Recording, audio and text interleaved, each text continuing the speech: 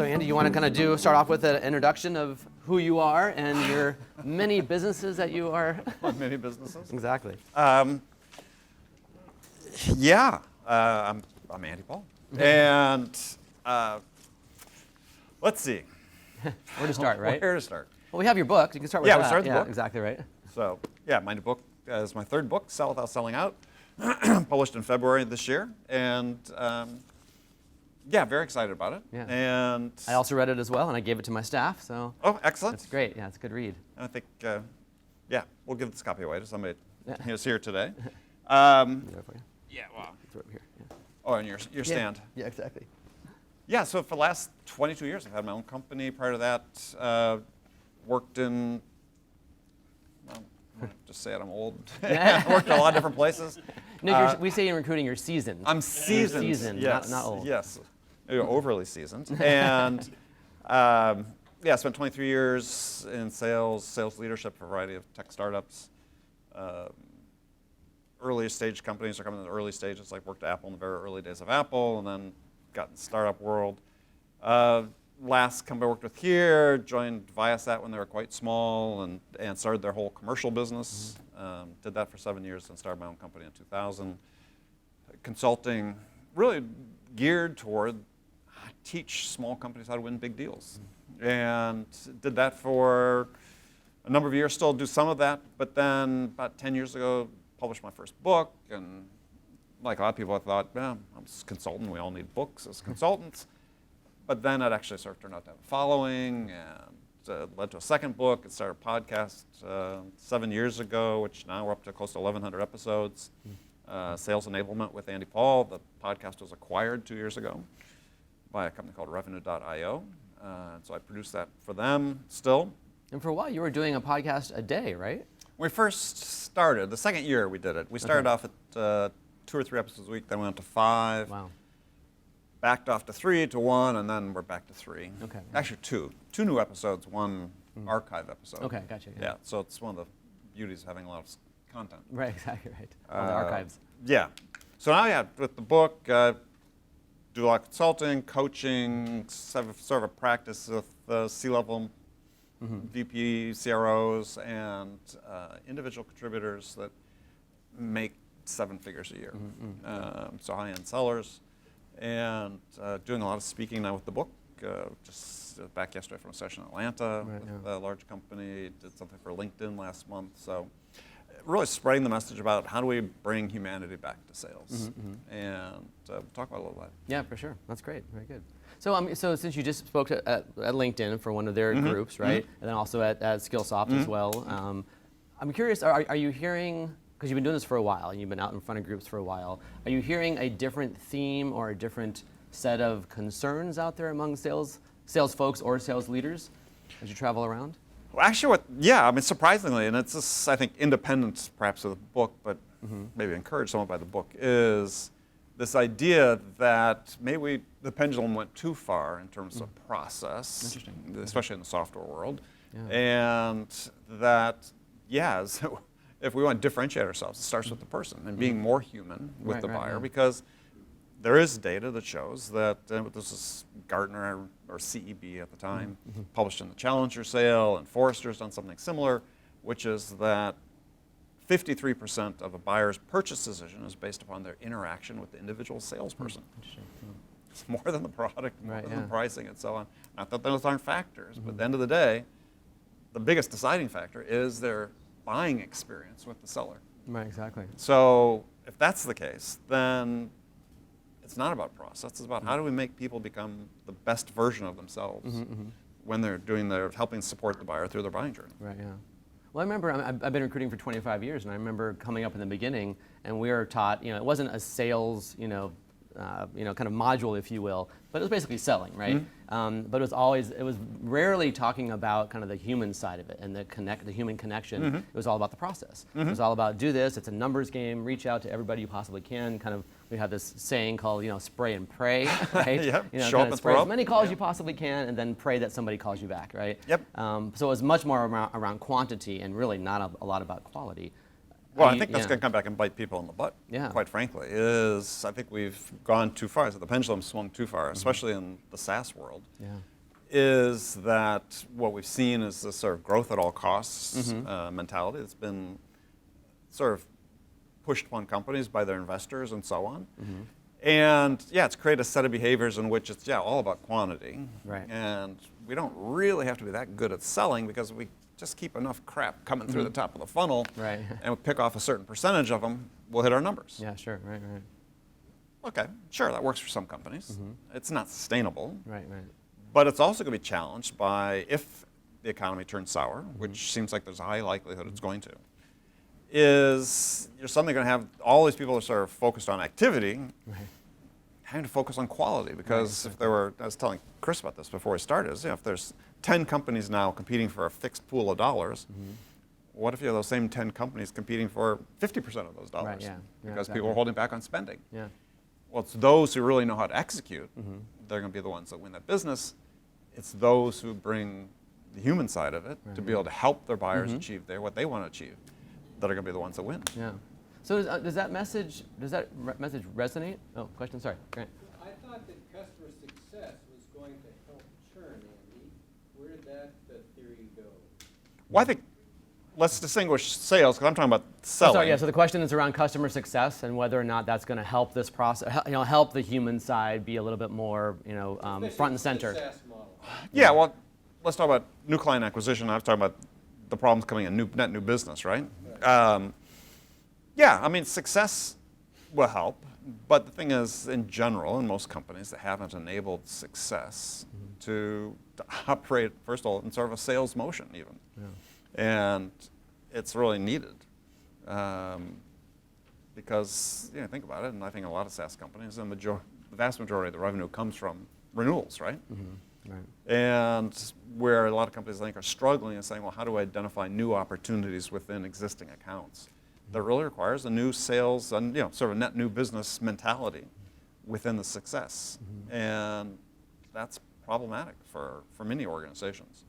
So few have done a good job of enabling their account managers or customer success managers, but much more needs to be done. And I would say this goes with it, right? Are you all familiar with customer success as a role? I mean, I know it sounds very obvious in terms of putting those two words together. Who doesn't want customer success, right? But we are on the recruiting side seeing more and more companies, especially in software and anything with a subscription model, whether it's SaaS or not. Right. Customer success role is one that is a bit of a liaison position in some respects between marketing and sales, but also it's a matter of once a sale is made, the goal is customer success is all about making sure that there's adoption, that the customers actually are using the seats that they're buying, they're actually engaging and doing things that they're supposed to do when they bought the seats or when they bought the licenses in the first place. And then it's supposed to also, at least from what we see with positions, then kind of communicate the sales piece with marketing and vice versa. So marketing is creating the right kind of content to help and support that sales also. Well, but also success also has responsibility for renewals. Right, yeah, sure. So, they have, no one wants to call it sales, but it is Right, very yeah. definitely sales. Yeah. So does that also tie in with support? Different function. Yeah. I mean, it does tie in, right? But I mean, success is sort of given the responsibility for managing the existing customers.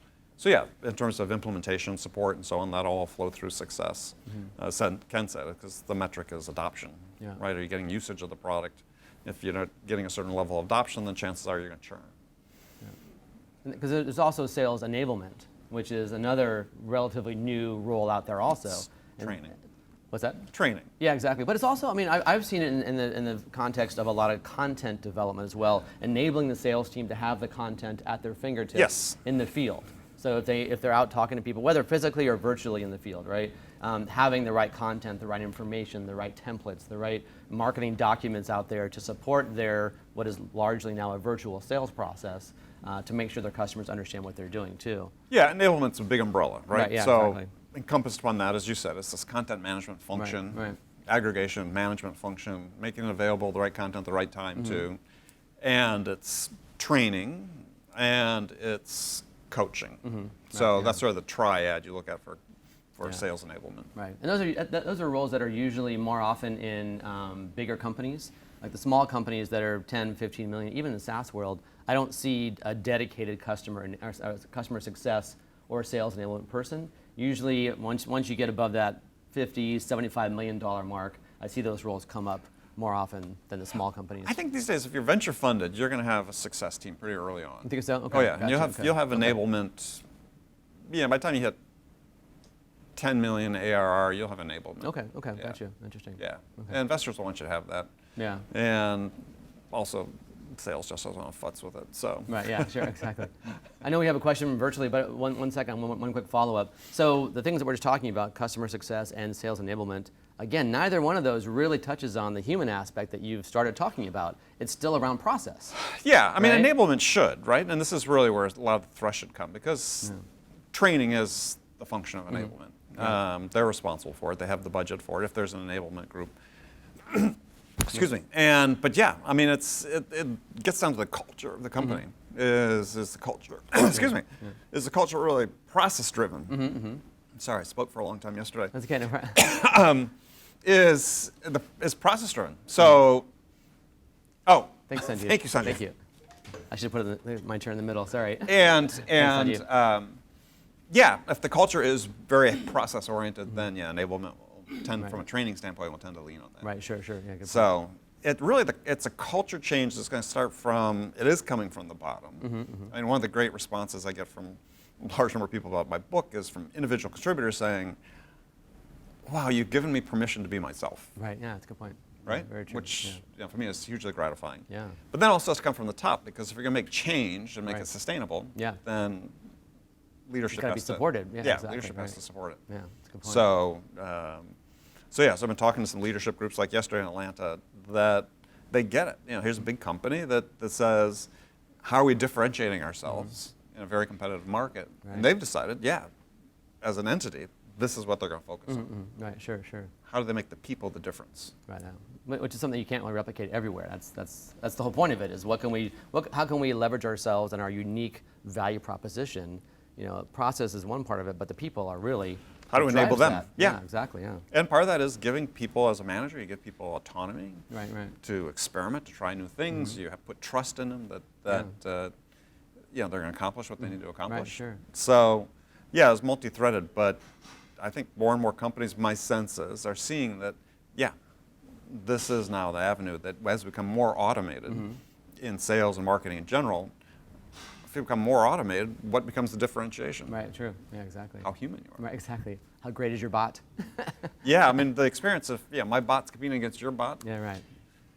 that's not a great buying experience I for the agree. buyer. Yeah, for sure. Yeah, Elaine, we had a virtual question, or? So Joseph's wondering if there's any specific social media sites that have created better sales momentum versus others. Any Created better social media sites? That have created better sales. Momentum. Well, yeah. I mean, so I'm a strong advocate for being present on LinkedIn as a salesperson, and I've over years developed a large following on LinkedIn. Yeah. No. Okay. The question, I guess, if I understood correctly, was: are there any specific social media platforms out there that are better for creating a sales presence? Yeah. Is it around prospecting? Did Joseph say, or Sales momentum. momentum? Oh, gotcha. Okay. Well, I mean, let's start with what you talked about. It's create the presence, right? Right, We know from studies that have been done, and the RAIN group did one a year and a half or so ago, 82% of buyers will look at your LinkedIn profile before they speak with you for the first time. So let's just assume that's 100%, right? Exactly, right. Okay? So what are they going to see when they go there? Right.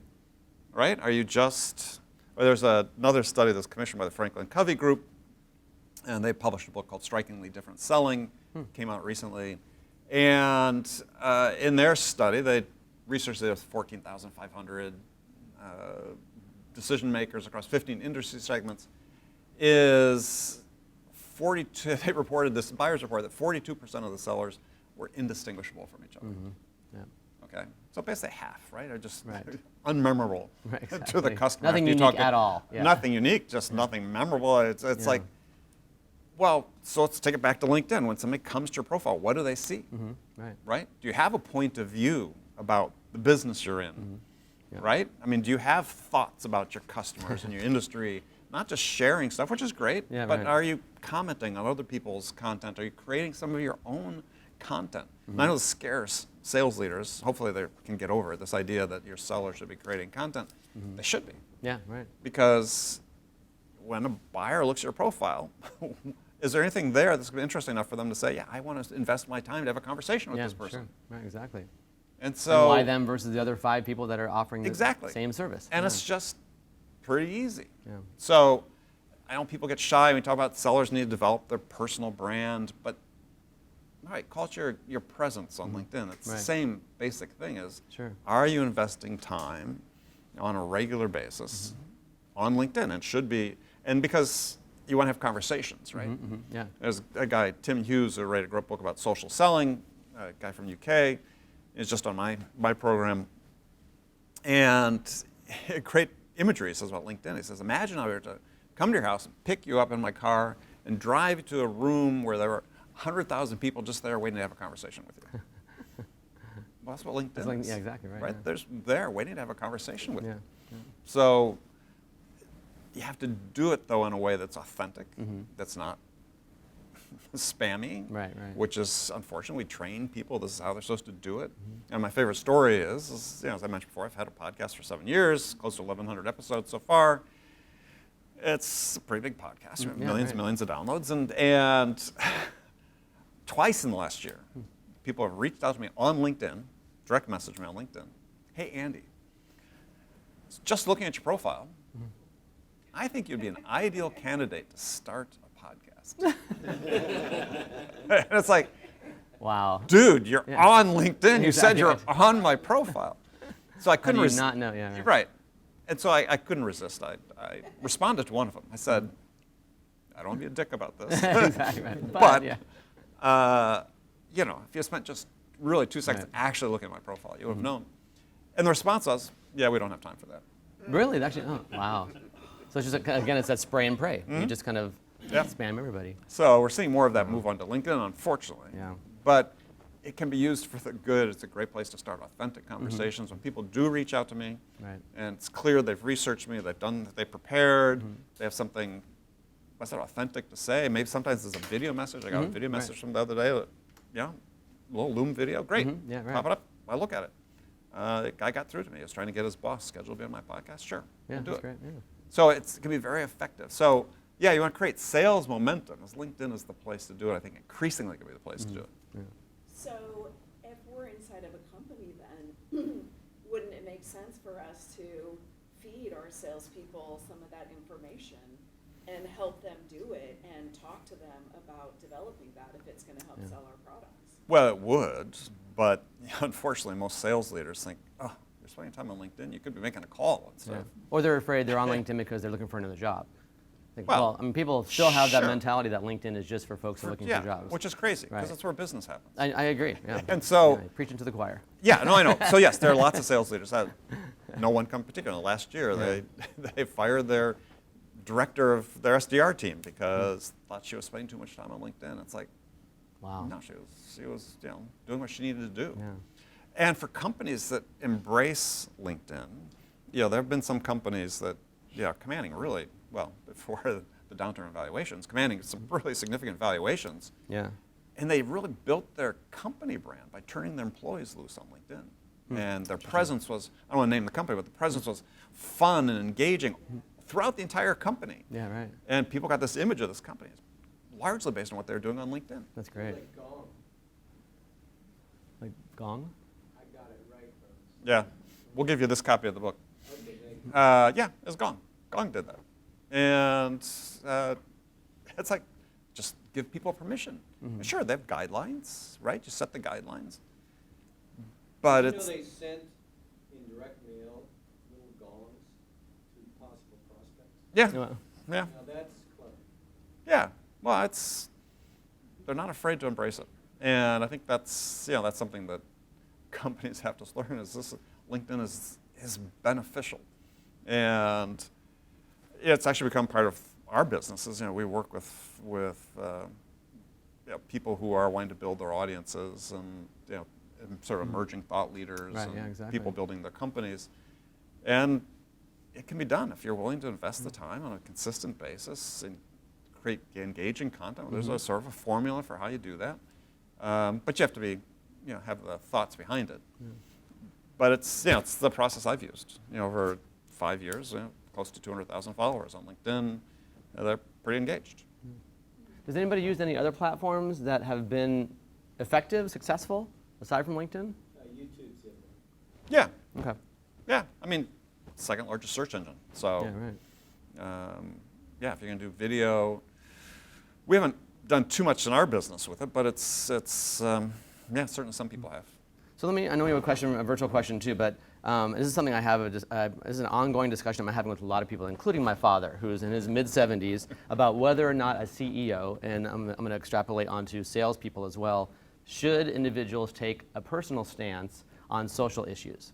So you're talking about building your personal brand. If you are somebody who's very focused on a particular community, or you're a big believer like we are in diversity hiring, whatever it might be, should that be part of your personal brand in LinkedIn? Or is that's a real tough one. Yeah. What do you guys think? Let me ask the question before Andy answers. What do you guys think? How many of you think that individuals should have part of their personal branding should be social justice issues that they stand for? No? Depends on the company that you work for. Mm-hmm. Because if you go into a company looking at it and saying, like, I'm going to work for you because we have aligned beliefs. Right. Absolutely. Right. I personally know that there's political differences in the company I work for, and I'm not Sure. being disrespectful to the owners of that on LinkedIn because Right, I am right. representing them and their product. Yeah, Right. Sure. It's a balance. Yeah. And there are some issues that are obviously very polarizing, and you got to be very careful about that. But at the same time, we're talking about your personal brand, and your personal brand is what you believe in, both in and outside of your office, virtual or otherwise. Well, I think there are certain things that you can speak out about. I mean, I tend to write a fair amount about diversity and have very consciously a diverse audience. There are guests coming on my show. We've got specific episodes we sort of set aside as well for that. You just have to tread carefully. Sure. I think CEOs actually are more empowered oftentimes. And there are some that have. I mean, take the spate of gun violence we've had, right? Exactly, This is, sure. I mean, you can write about that in a way that's not overtly partisan. Right, exactly. And the people I've seen that have done it effectively have done that. Right. And you have to be willing to, if you take that stand, I know I'm getting a little off topic here, but realize that some of your customers are going to feel outside of your beliefs. So you have to decide, as an employee, do you want to stay with that organization, or your customers as well? Whatever stance you might take, Disney can't please everybody, right? No. So then they have a huge audience, right? And they have a huge employee base in two very different states, Florida versus California. Right. So you have to take that stance. So I was kind of curious what everybody thought about that. Let's get to the virtual question first. Go ahead. So I have two questions. Firstly, how about pavilions as a social media platform for business and building community? And secondly, from a social... Wait, I'm sorry. Say the first one again. Pavilions. Well, Pavilion I don't know Pavilion's Pavilions. it's a community. It's a sales community. Okay. And please make sure you repeat back when people are saying the audience because they can't hear. You can't hear you. Yeah. Okay. We can't repeat every single comment, but we'll repeat the questions for sure. Yeah, definitely. So is Pavilion a place to build your brand? So Pavilion is one of a series of sales communities that exists. There's Pavilion, there's Rev Genius, there's Bravado, there's Modern Sales Pros, there's a bunch. And yeah, they offer a variety of different services and content services. Some have physical meetups, or used to. I think they're starting to again. Some virtual meetups. I've presented at Rev Genius. I've presented Pavilion. They've got a special interest group. So yeah, if you want to be part of a community of sellers, check those out. And like I said, they also have different personalities. Okay, interesting. Yeah. And yeah, some people find real value in them. I don't see them as much as a business development as more of a, you're meeting with your peers, right? So perhaps networking for job opportunities, perhaps. Sure, yeah, exactly. Right, certain right. part of it. Or other maybe kind of referral partners, that kind of thing. Possibly, yeah, as you get in and meet people. So, Yeah. and there's also, for more individual contributors, there's Thursday night sales, Tequila Tuesday. I haven't heard of any of these. Wow. Yeah. So Now I do feel seasoned. Yeah. What was the other part of the question, Elaine? I'm sorry. And then the second part is, would a customer council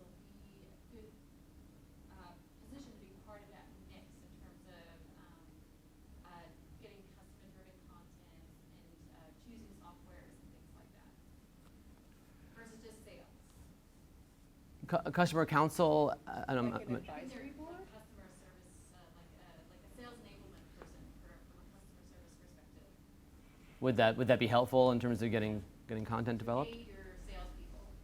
Oh, Well, I think, yeah. yeah, what I would suggest, and this is a part where companies in general do a really lousy job, is understanding how the customer experiences their sellers. And because if 53% of the buyer's decision is based upon their experience with the individual seller, wouldn't you want to know what that experience is? And so you get a little of that from doing some win-loss analysis. But very few companies survey their buyers and sort of create like an NPS, a Net Promoter Score, for the sales experience. And I urge companies to do this, because if this is such a critical deciding point in the buyers, why aren't you asking? I was talking to a sales leader a couple weeks ago, and we were talking about the job description. They're going to hire somebody. Sure. And I said, okay, you've got these criteria you've listed, what you want the person to have, and some experience and skill sets. I said, great. So, have you ever talked to a customer about what they need from your salespeople? Right, exactly. This blank stare. Right. What? Sure. Well, they're basically hiring you, right? If you subscribe to this jobs to be done theory, Right. the buyer is basically hiring you to help them make a decision. So what do they need from the person Right. they're Yeah, hiring? sure. Yeah, exactly. And you have to think about that. And the buyer experience changes too. I mean, Sure. it changes, and the buyer's needs change. Sure. Yeah. And what they need from you. Right. Yeah. So think about what are buyers trying to accomplish, right? When they're setting out to make a decision, what are they trying to accomplish? In the buying journey itself, it's not about the outcomes they achieve. I'm talking about they have a job, they have a side job. We're supposed to make a decision to buy X, right?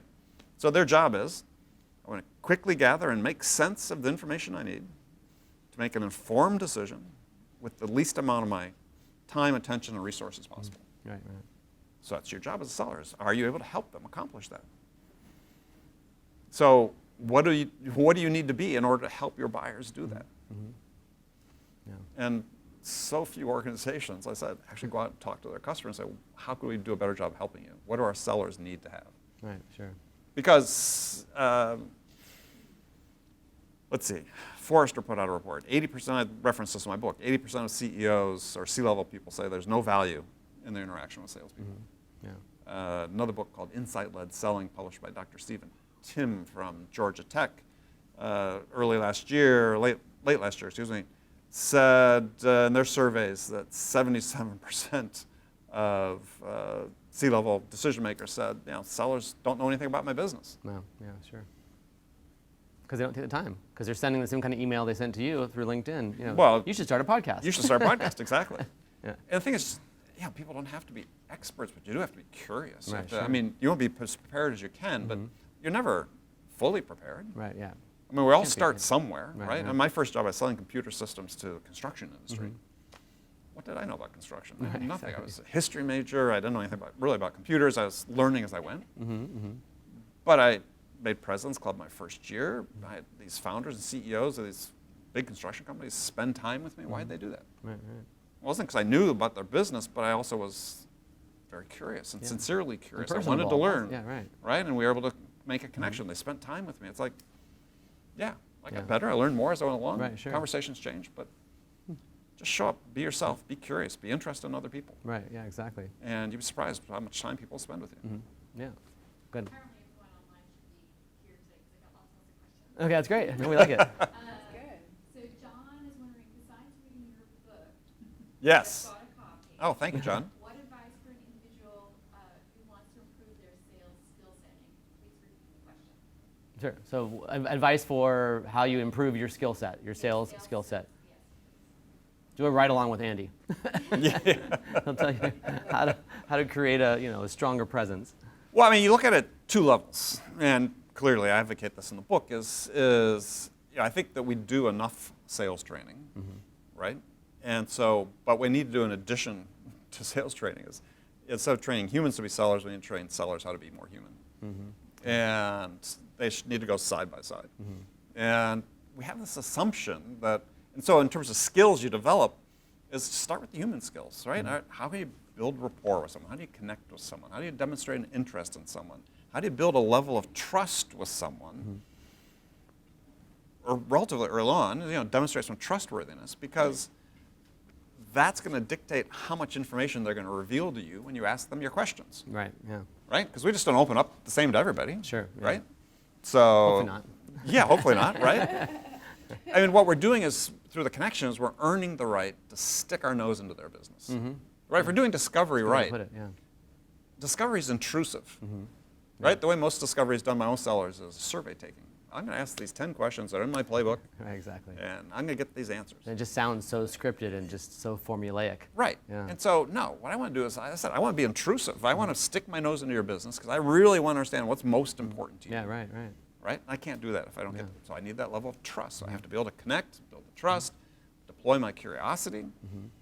If I can do that, then I can reach this level of understanding of what's most important to the Right, yeah. buyer. And this is the thing that, again, sellers miss because they gather this information. They know a bunch of stuff, but they don't understand anything Right. about how it relates to the context, how it relates to what's important to the buyer.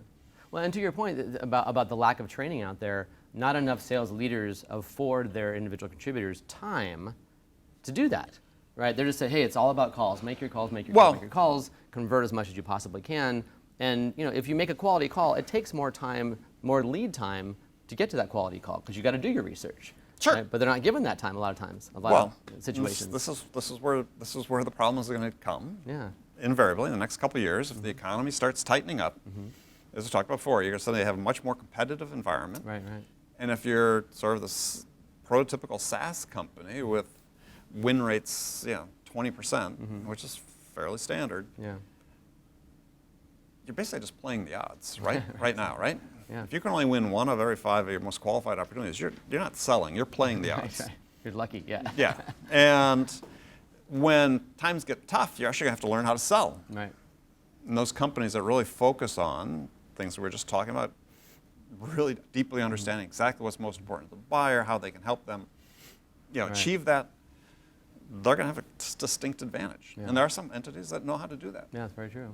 But you have to really be focusing on execution now. And it's not about quantity, it's about quality. Yeah. And So what about the other side of the table, right? So we're talking about from the seller perspective. What about from the buyer perspective? So a lot of times what I run up against is a client will call me up or a prospect will call me up and say, hey, Ken, we might want to use your services on the recruiting side. But the questions they ask, right, are very transactional. And it's, what's your time to fill? What are your fees? In the very first 3 minutes, right? What's your fee structure, right? And so I try to balance giving them a sense for how our model is different before I tell them what our fee structure is, because our fees are higher than a staffing agency that's based on volume, right? But I guess my question is, how do you flip that script when the buyer that's approaching you, that prospect that approaches you, is asking very transactional questions, Sure. and it's hard to kind of build that rapport? Right. So, again, not to be too self-promotional, but if you read my book, in the chapter on curiosity, I've got 6 question types in there to use. They're very effective for triggering discussions. There's one type in particular to help flip the script that I use, and it's called an insight question. And so an insight question is a question you ask a buyer about their business. That's something they should reasonably expect to know about their business, but very possibly don't. Interesting. All right? So in my case, one of the things I really focus on in my work as a consultant is sales productivity, but a very specific definition of sales productivity, which is revenue generated per hour of selling time. Because that is a whole other conversation we could have about how we should get rid of quota, just focus on productivity. Anyway, so if I'm talking to a CEO, I'll say, tell me, on average, how many dollars of revenue per selling hour do your reps generate? They probably have no idea. They have no Yeah, idea. right, exactly. But it starts a conversation. Yeah. Or another one I might ask is, so tell me, how many hours of selling time on average does it take on your average deal that you win from initial point of contact to the day you close it? Yeah. Funny, I ask that question a lot. Yeah. And you'd be surprised how so many CEOs or even CROs that are supposedly heading up the sales or the group, they'll say, oh yeah, some, it's on the average it's around 3 months. And they'll say, but some are 30 days and some are a year. I think, well, they really have no grasp of how long it truly takes on a typical client to close that deal. Yeah. Right, because it surely should be measured in hours, not months. Right, yeah. Right? Sure, because right. Your sales cycle, I don't get too far off topic. That's okay. Your sales cycle's a quantity, it's not a duration. How many hours do you have to spend? Right. collectively through an organization to close a piece of business. Because that's going to dictate what your total capacity is as an sure. organization, right? Yeah, exactly. Yeah. Not the length of time. That has no no bearing whatsoever on your total productive Right, yeah. capacity. That's a really good point. So yeah, sometimes I'll ask sales leaders or CROs, so what's your sales cycle? How long? I like that. They're 3 months. No. How many hours? Yeah, right. Exactly. No idea. They have no idea. Yeah. But they should. No one can answer that. Yeah, right. Well, that's not true. You think so? I manage teams using that metric. Hmm. Because I think most folks, Anyone else like you. yeah, most folks wouldn't know. Yeah. But, I mean, I never thought about it's Yeah. hours, not duration, because I Yeah, always me think either. duration. Me too. Yeah. How many months? Well, I had a client that Yeah, was right. celebrating this big deal that they'd won.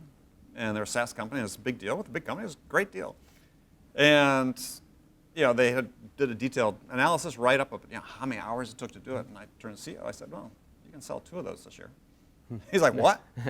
I said, you can sell 2 of them. Well, how many hours it took? Yeah, right. Oh. Different mindset, different Yeah. approach to it. Yeah. That's, again, it's a whole different conversation. That's why we get fooled by this whole idea of quota, and we think our productive capacity is tied to quota. We got 10 sellers, they do X amount, put a fudge factor on it, that's our capacity. It's like, no, that's your self-fulfilling prophecy, right? You're telling yourself, giving yourself a limit. Yeah. And that would reduce the divorce rate if you knew the number of hours it would take. actually. The divorce rate? There you go. Exactly. It's a good whole point. other presentation. Next month. Yeah, exactly right. That'll need some water. What about in terms of, all the research shows that it now takes, I don't know, whatever, from 7 to 12 touch points, however you define a touch point, right, to actually for a buyer to make a decision. Are you seeing that as being valid? Is that something that you use to help leaders should be using that to help their individual contributors? Yeah, so there's several things that are coming out. One is there's this study that came out, I forget who put it out recently. It's like this was news, right? Yeah. You as a seller, the buyer only spends 7% of their buying journey with you, the seller. As if, so? Yeah, right. Exactly. I mean, is that new? Is that a Has it shocker? changed? Yeah, right, Is it exactly. different? It's like, Yeah. no, I Right. presume that, no, they've Yeah. never want to spend time with us, right? Right, right. So in terms of number of touch points, this gets back to the idea of productivity. Is how do you ensure that each of your touch points is more productive, Right, sure. right? So I talk about this in the book is, we have this basic covenant we strike with buyers. And the covenant is they invest their time in us. We give them a return on that investment. Right, yeah. And that return on that investment is as a result of this interaction, whether it's a in-person meeting, a Zoom call, a phone call, whatever, they are closer to making a decision by some measure after the interaction than they were before. Right, right. It's that simple. And you have that imperative as a salesperson is if you're interacting with a buyer, and it's not a customer service call, but this is in the buying journey, Actual yeah, right.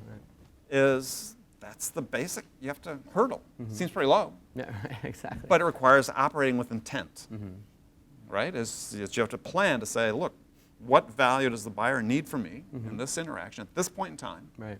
to move closer to making a decision? Yeah. And when I do that, what are they going to commit to doing in return? And if you can't go through your pipeline and answer those 2 questions on every opportunity, then you got to go back and ask some more questions. Yeah. You're missing the ball. Yeah, very true. Sellers should know that.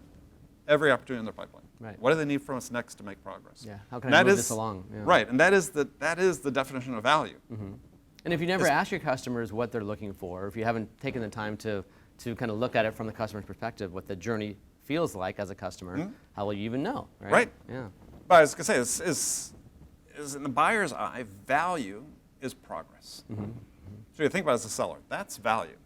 We use this word, it's become cliche in sales, right? Value. What's value? Well, it's in the mind of the buyer only, right? It's progress. Did you help me make progress toward making my decision? Yeah. Otherwise, that wasn't a good use of their time or yours. Right. It's pretty simple. Yeah. Sanjeev. So Andy, when you talk about tracking hours, you talk about actually how much time spent on the phone call or emails or whatever, collect all that information and use that as a measurement of Yeah. how things went. So sorry, just to repeat the question. Yeah. So the question was around. Should we be tracking Yeah, time sorry. for sellers? Yeah. Absolutely.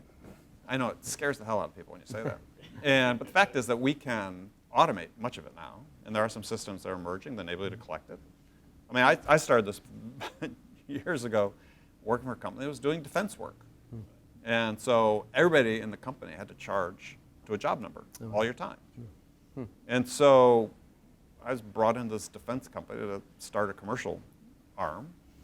And I said, well, start charging overhead. Once we have a qualified prospect, let's assign a job number to them. And we'll charge to the job number.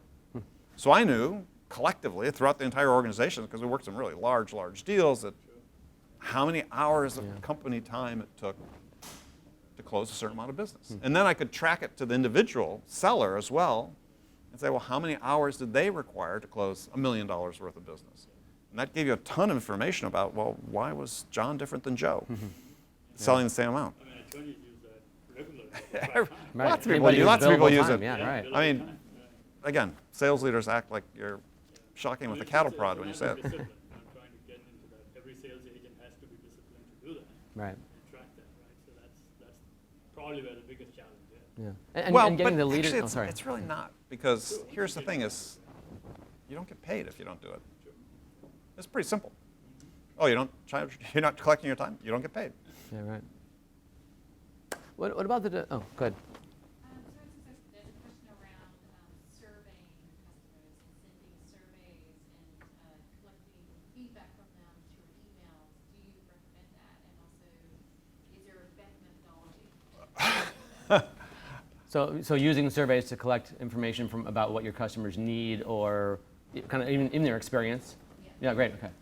Yeah, so multiple answers. One is do it in person as much as possible.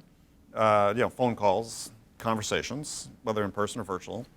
Yeah, you can use surveys. You have to put some thought into how you're designing the survey to elicit the answers. There are some companies now who are automating this, sort of the win-loss analysis. There's a company called Closed, C-L-O-Z-D. They just raised $52 million for their Series A, despite the downturn evaluations. But I found by a couple ex-Qualtrics guys, so they're pretty good at the whole survey thing. Another company out of Australia that's emerging called Trinity Perspectives, doing something similar. So yeah, you can. I'd use a sort of built-for platform that exists, and Closed as an example of one, sort of help you gain that sentiment. Interesting. What about farmers versus hunters? Right. I know it's an age-old question about, should there be a different sales approach or sales cycle, not duration, but hours, right? Whatever metric we're going to use here. But for a hunter that's prospecting brand new customers, right, versus the farmer who ideally is trying to get further penetration in their existing client base. So what's the question? So the question is there a different approach, or what you've been talking about, does it apply to both farmers and hunters? So even if you're in an existing client? Yeah, I mean, you have to use the same approach. Theoretically, you should have more information about your customer if you're a farmer already. You should. Right? Yeah, it should make it easier to do it. Yeah. And you should have built that level of trust and so on to be able to do that. But what you're seeing in real life is that people churn, right? The employees churn, and if you're fortunate enough to have somebody stay on one account as an account manager for more than 10, 11 months, fantastic. Right, sure, exactly. But it has to be. That's what part has to be re-emphasized and retaught and continually sort of learned by people, is because we have that turnover. But the sales approach is fundamentally the same. Yes, sir. How do you recommend the turnover? What is a best practice for the transition? In terms of Jay left this company. Jill is now. From a customer perspective, how do you transition? What's the best way to gain that or transfer that knowledge of the relationship? Is there a So the question is around is there a best practice in terms of how do you transition a customer who just lost their sales rep, right, for your company? How do you share that knowledge, if you will, of the customer? I mean, from a pre-sale standpoint, that's what your CRM system is for, right? Hopefully the documentation of what's been taking place is sufficient in order for somebody to come in, and assuming you have no training period, right? No crossover period between the two. If you do have a crossover period, then obviously joint calls is a great way to do that and make that introduction. The best solution is just try not to lose people. And that's, I think that is a challenge that sales leaders in general have to step up to and do a better job of. Because, and I posted about this on LinkedIn this week, is Gallup is an organization that surveys the sales profession, has done since the 1930s. And their data is, hey, people don't quit jobs, they quit managers, basically. To summarize, that's more nuanced. You use it all the time obviously. in recruiting. Right. Yep. But it's pretty much true. Yep. And so people get the sense that either I'm not going to learn anything from this manager, or they're not affording me the development opportunities I need, or the culture of the company just isn't aligned with who I am, and thus I'm out of here. More attention has to be paid to that.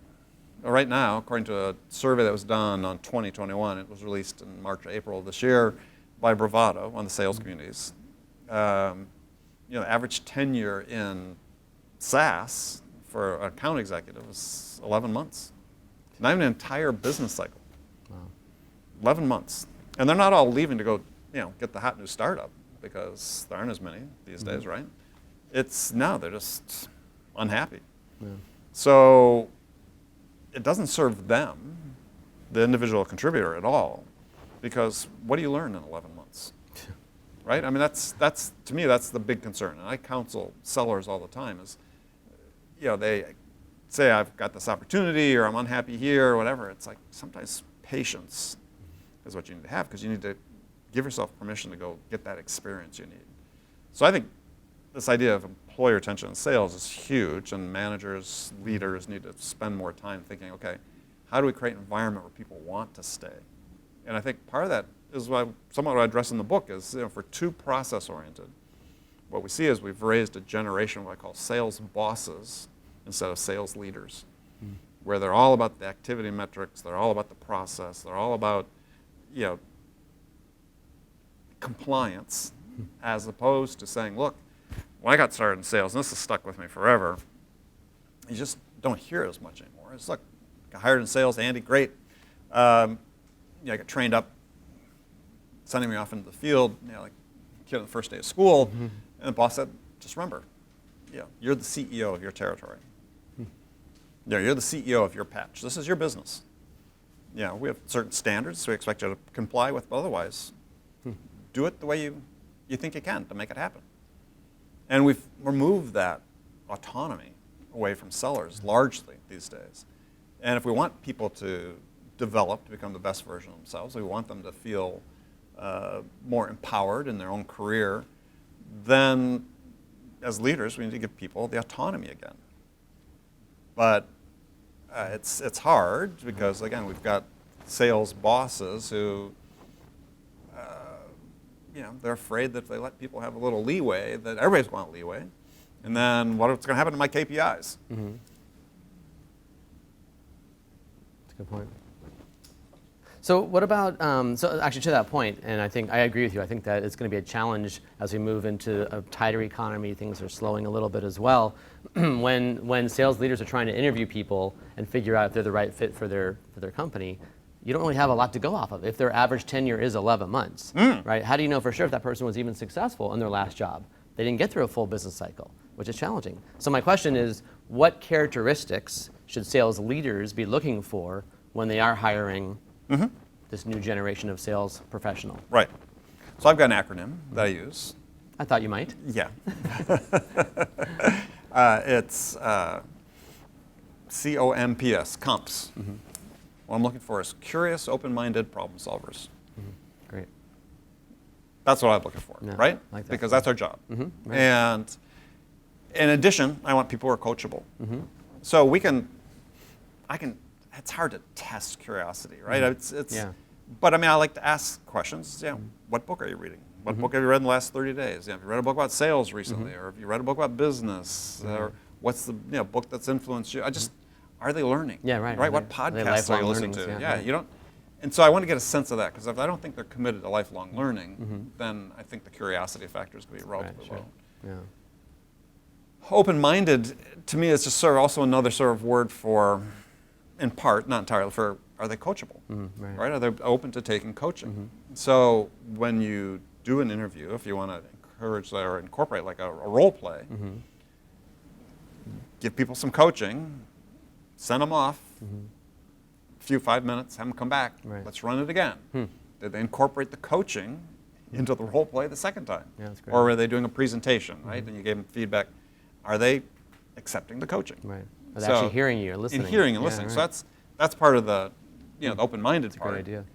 And then problem solving is, if there's specific skills or knowledge that are inherent to the business that you're in, test it, Right, yeah. right? Give them a test. I mean, if you need somebody to be an effective, written communicator, get a writing sample. I always want to see a writing sample, personally.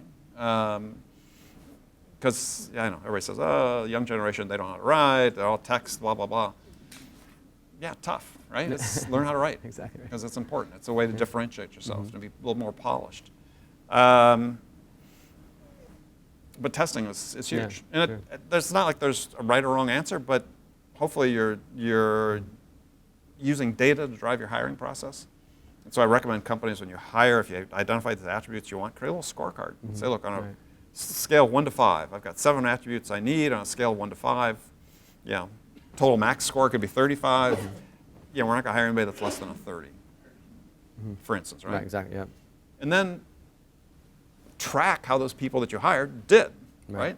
Maybe find you need 31s, or maybe people need to be maybe 5 in these 2 attributes, because they're the ones that perform the most. Track what happens. And then feed it back.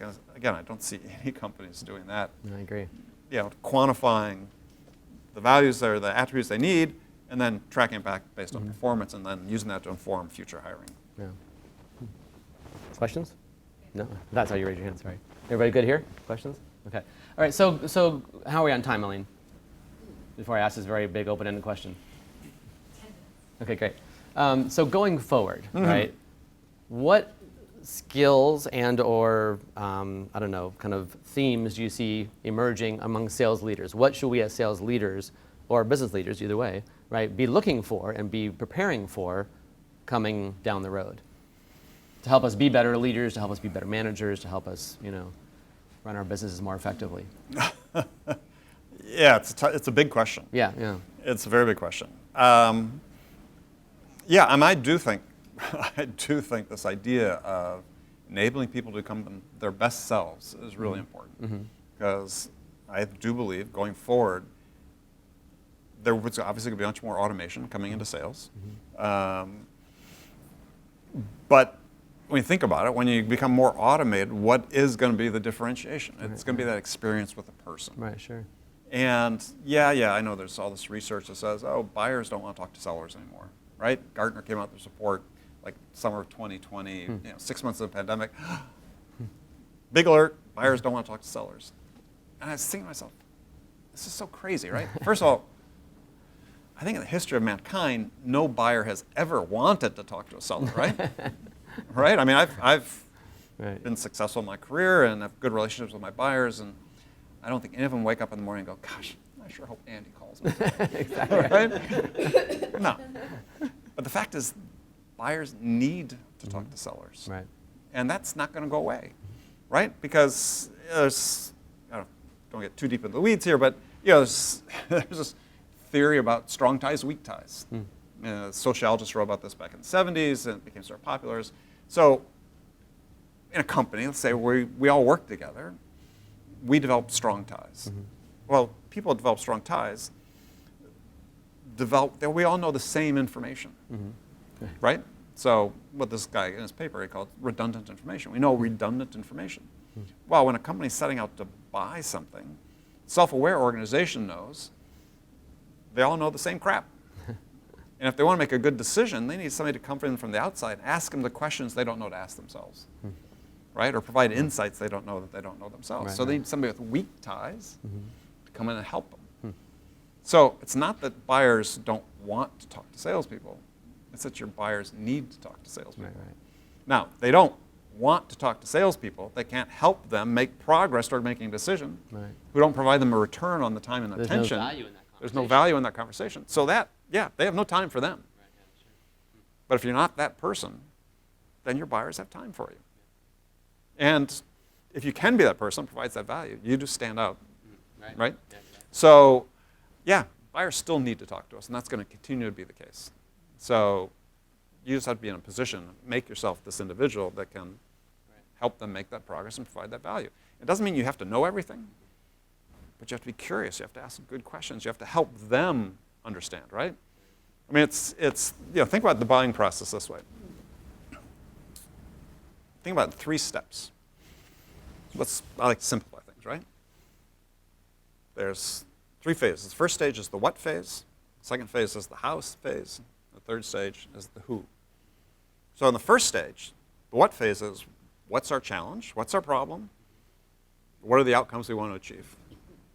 So our job as sellers is to help the buyers understand that, identify what the problem is, the big challenges, and help them understand what they might possibly achieve as a result of addressing those challenges. The second phase is now the how stage. How are we going to achieve this? Right? So we're going to go into the market, we're going to talk to vendors, we're going to look at our alternatives, and at the end of the stage, we're going to formulate some number of options. Well, as a seller, our job is to say, well, these options need to be based on my offering. So I need to be able to connect, build trust, add that level of curiosity so I can influence the creation of these options.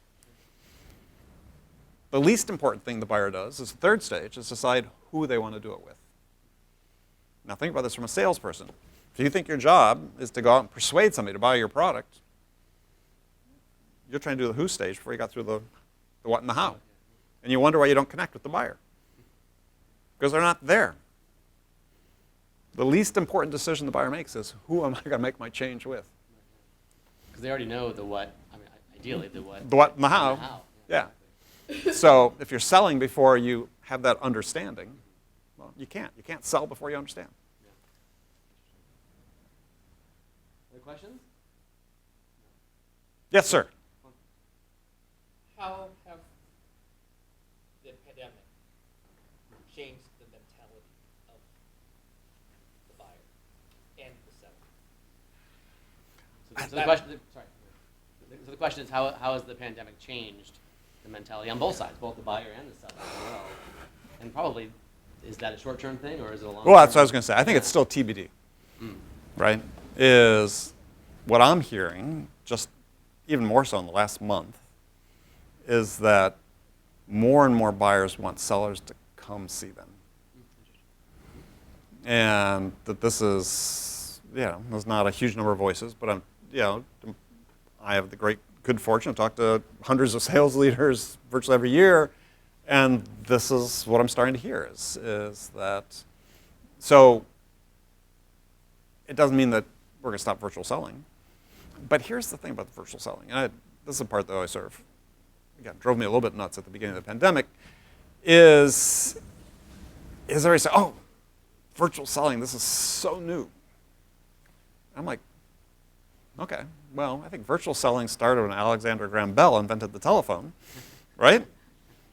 And in my career, when I was selling 6, 7, 8, 9-figure deals to companies overseas, outside the United States, 95% of what I sold was virtual, right? We didn't have the money to go see them all the time, right? I'd go visit customers once a year, twice a year maybe. So it's not like it was that new. I mean, I think there's something that, I don't know what people thought it was that new. Maybe it's just because of the video component, but I think that, to answer your question, is I think we're evolving through it. And I think just like work, we're going to see more hybrid relationships. I think people will say, let's use travel more strategically than we did in the past. And I think this is the thing that's really important is I think companies jumped into, hey, let's go, we need to visit, sort of helter-skelter fashion. And just because the customer would, they say, okay, let's go do it. And then they end up having these unsatisfactory meetings that weren't productive, and everybody sort of soured a little bit. So I think the companies will be this hybrid where you use in-person meetings much more strategically when you really understand what's going to take place in the meeting and how it's going to benefit the buyer. And I think that's great. So maybe overall a little less than there was pre-pandemic, but I think certainly more than a lot of people expect. And you just, look in the airports. I mean, I've been in the airports a lot recently, and yeah, it's not all, vacation travelers. Tons of business travelers out there. And again, just talking to people I know, I know people have been on the plane every week for the last year. They've been out. So what the balance is going to end up, I'm not entirely sure, but it's I'd say less in person than before, but more than people think today that it'll actually be. Do you think that will? No, sorry.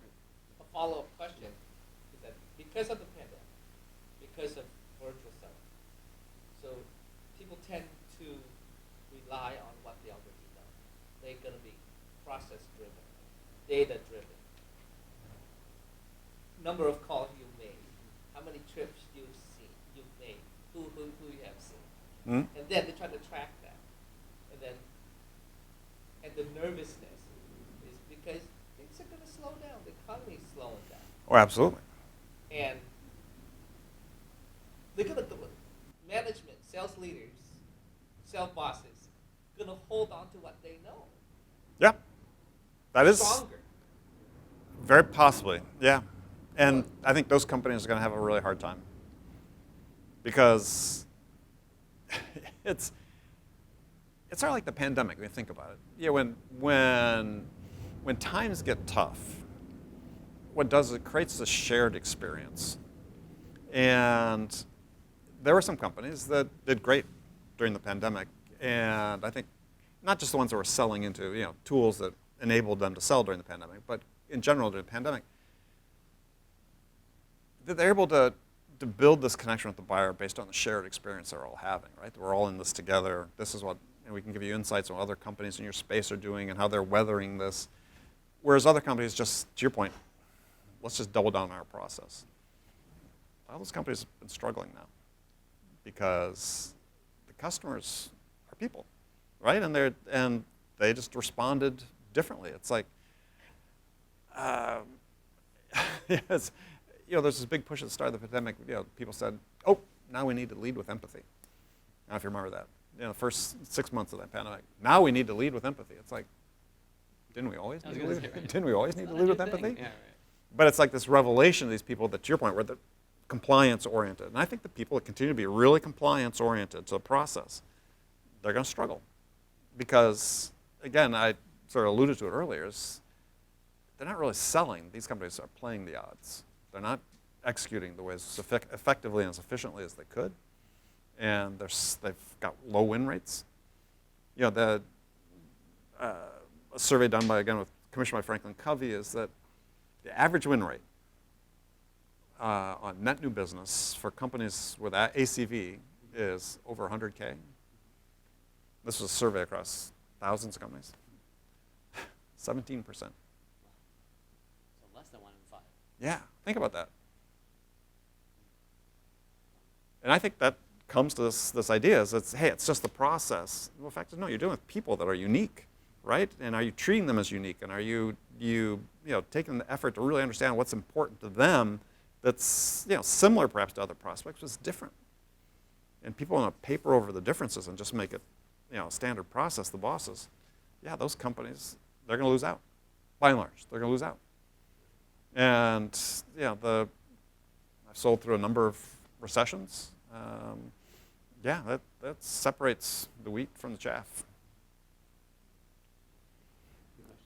Yeah, it's people can be much more on their game, and that requires, again, being more focused on who their buyers are as humans and what they do to help them get their job done, as opposed to, here's my process. The second follow-up question. A lot of this buying process are beginning to get more automated. Yep. And that certainly removes that human connection. Sure. Like I'm human, now I'm connecting with a bot.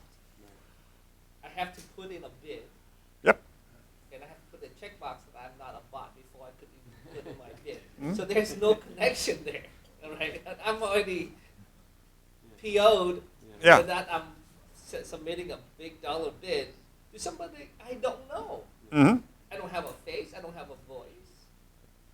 And Well, so did I submit it? So Well- in your industry, are you seeing an increase in just kind of blind RFPs, if you will? In A terms little of bit like putting an in bids? email inquiry Okay. of project scope, Mhm. and then engineering specs in between, Mhm. and then the due date. Okay, interesting, yeah. But very little human interaction in that request for a bid Sure. or in that except like, buying, I have a selling problem with process. submitting my bid. Yeah, right, exactly. You want to talk to somebody about it, yeah, make a connection. Right, and so that's that, and the function Mhm. as well has been removed from the company. Mhm. They're being performed by a contractor. Mhm. They just Yeah, task oriented, and that has been developing. All right. You're going to see that. Certain Yeah. segments, absolutely. I mean, it's inevitable, just as we saw in consumer-based e-commerce, is the range of products that can be purchased through Amazon. It's going to happen in the consumer side, in the commercial side as well. I mean, it's just things are more transactional, where the perception, I think one of the things that you're going to see a sort of dividing line is what's the risk to the buyer, right? Where the perceived risk to the buyer is relatively low, then we're going to see more completely automated purchasing, because I don't need to talk to a human, right? Because the risk, my perceived risk is low. if I get it wrong, it's not that big of a It's deal. not that big a Yeah, deal, right? And I think we'll see that line continue to move. But to the degree there's risk to the enterprise, to the individual making the decisions, and so on, then you'll see people still involved. Because there have been studies already done with like AI-driven decision-making for medical, right? And one of the big takeaways from that was people still want to talk to doctors. Even though the AI engine gave them, theoretically, what was the better choice or better set of options, people still want to talk to a human doctor. And I think that's true with business as well, based on what the perceived risk is. Yeah. So the lower the risk profile, yeah, we're going to see more completely automated buying. Well, what you said at the very, very beginning as we wrap things up is, it's all about relationships, right? I mean, we are human beings, and we are relationship-driven beings, right? And we need to have those conversations and have those live interactions and have the ability to talk to somebody about whatever decision it is we're trying to make, buying or otherwise. Yeah, I mean, the other thing, just in your without case, that, is, can you, if you know what who your universe of potential buyers are, and you, as Ken said, you build the relationship in advance over years so that when they do any sort of specification, you tend to be a preferred vendor. But yeah, if there's bringing in contractors to do it, you have no relationship. I said, we're going to see more of that. It's just inevitable. I'm seeing that. Yeah, no, I agree. All right, well, I think we're out of time. Yeah, any last questions? All right, good. So Andy might be around for another few minutes to answer any other questions. Absolutely. All right, good. So thank you all for being here again. Thanks for the great questions. We could have talked for another probably 2 hours if we had the time. Don't get me started. There's a lot going on out there. It's certainly very fluid, to say the least. Yeah. So thank you all for your engagement, for your questions today, for being here. We'll see you all online next month for John Lynch as well, which is, I think, July 13th, I want to say, 12th or 13th. But that'll be next month's discussion with John from Reebok. So please join me in thanking Andy again. Thank you. Great. And thank you all as well. Enjoy the rest of your month.